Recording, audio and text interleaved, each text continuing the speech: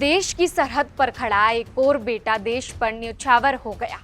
चूरू जिले के लूणासर गांव का जवान भवरलाल सारण जम्मू कश्मीर के गुलमर्ग सेक्टर में शहीद हो गया और आज जब उसका पार्थिव देह गांव पहुंचा तो न सिर्फ घर का आंगन बल्कि पूरे गांव की आंखें नम हो गई। जब तक सूरज चांद रहेगा भवरलाल सारण का नाम रहेगा। शहीद भवरलाल अमर रहे के नारों से लूणासर गांव गूंज उठा। गुलमर्ग सेक्टर में रविवार रात ड्यूटी के दौरान गोली लगने से घायल भवरलाल की जान नहीं बच सकी। 32 साल की उम्र में देश की मिट्टी के लिए बलिदान देने वाले भवरलाल का पार्थिव देह बुधवार दोपहर गांव पहुंचते ही कोहराम मच गया। पत्नी तारामणि बार बार बेसुध हो रही हैं। 5 साल की बेटी रितिका को ये भी नहीं पता कि जिसने कहा था तुझे अफसर बनना है वो अब कभी लौट कर नहीं आएगा।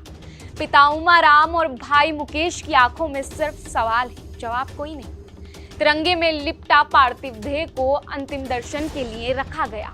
मोक्षधाम में सैन्य सम्मान के साथ अंतिम संस्कार हुआ। सेना ने गार्ड ऑफ ऑनर दिया। शहीद का देह श्रीनगर से दिल्ली और वहां से सरदार शेल लाया गया। रास्ते में हर मोड़ पर लोगों ने फूल बरसाकर श्रद्धांजलि दी।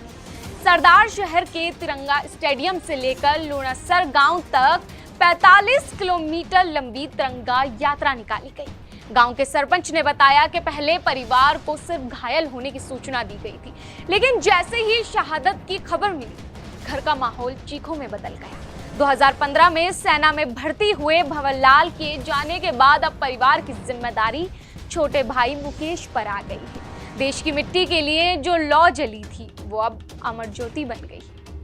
शहीद भवरलाल सिर्फ लूणासर गांव के नहीं पूरे राजस्थान के बेटे हैं और उनकी ये शहादत आने वाली पीढ़ियों के लिए प्रेरणा देती रहेगी।